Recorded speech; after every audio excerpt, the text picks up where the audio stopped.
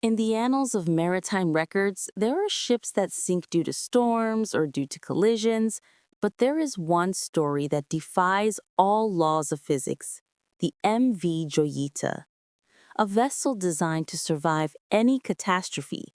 Yet all 25 people on board, including a seasoned captain, chose to abandon this safe ship to face the open ocean in small lifeboats and subsequently vanish completely.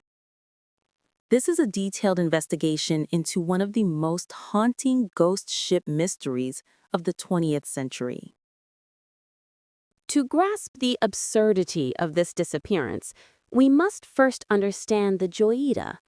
Built in 1931, it was originally a luxury yacht for an American composer.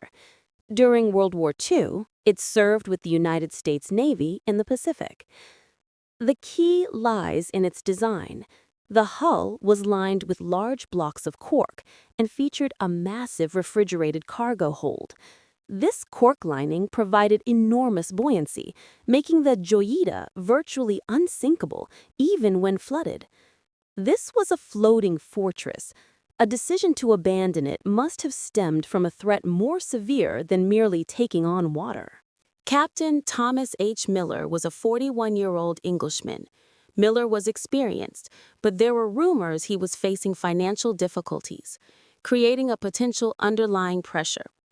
The crew consisted of 16 people, mostly indigenous islanders. Passengers included the government doctor, Tupu Katipa, and a British agricultural expert's family. These were educated individuals, not prone to easy panic. The official cargo was medical supplies, food, and timber. But rumors have always surrounded an unofficial, high-value shipment, possibly cash, diamonds, or opium. This forms the basis for the piracy hypothesis. On the afternoon of October 3, 1955, the JOYITA departed Suva heading for Tokolo. The voyage was expected to take 48 hours. However, the JOYITA ran into trouble from the start. The ship's radio system was faulty, operating only on a very limited range. This effectively cut off its ability to call for help. When 48 hours passed, the JOYITA was not in Tokolo. The alarming part is, the official search was delayed up to 5 days. This delay was a crucial factor in erasing any initial traces. 5 long weeks passed. Hope dwindled. The JOYITA had been officially listed as missing, and the fates of the 25 souls seemed sealed. But on November 10th, a merchant vessel named Tuvalu spotted her. The JOYITA was drifting about 1,000 kilometers off course in a bizarre state. Upon approach, the Tuvalu's rescue team saw the ship listing at a terrifying 80-degree angle, yet it remained afloat. Water had flooded the holds, but the hull was stubbornly buoyant. In the engine room, they found evidence of a desperate battle against the water. The auxiliary water pump was broken. The engine clutch had been dismantled. Clearly, the crew had attempted repairs, but failed. Personal belongings were still on board, as if the crew had just stepped out. Cooking utensils were found scattered on the floor, indicating a very hurried departure. The captain left behind his favorite pouch of tobacco. There was no logbook and no sextant. They left quickly, but took nothing for navigation or record-keeping.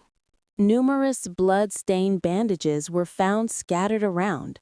This confirms there had been either a violent conflict or a serious injury on board. A royal commission of inquiry was convened. They focused on the leak in the cooling pipe. The ingress of water flooded the propeller shaft, causing the ship to list and virtually lose control. The official conclusion was that Captain Miller made a grave error in judgment regarding the extent of the damage and decided to abandon ship. They maintained that the JOYITA was still safe to float. But this conclusion was heavily criticized. Was it simply a technical error?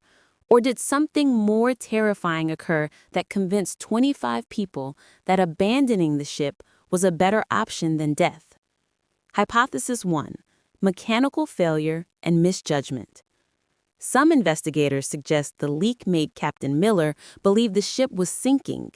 They rushed into the lifeboats, but perhaps due to a sudden rogue wave or another mishap, they were lost.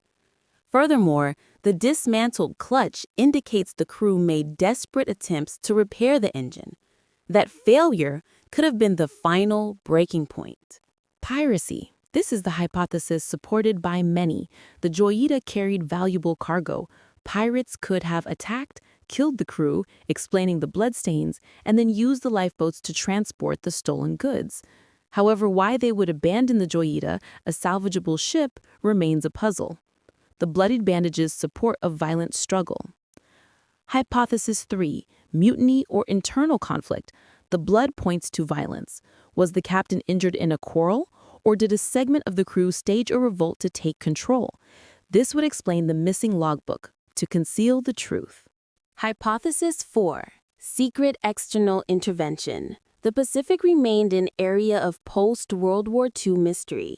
Some speculate the JOYITA encountered a lingering Japanese submarine or an illicit fishing vessel, leading to a clash that forced them to abandon ship.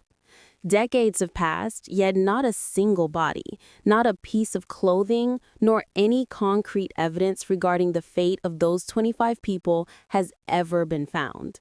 The JOYITA is the perfect picture of an unsolvable mystery, a ship that could not sink, yet 25 lives vanished without a trace.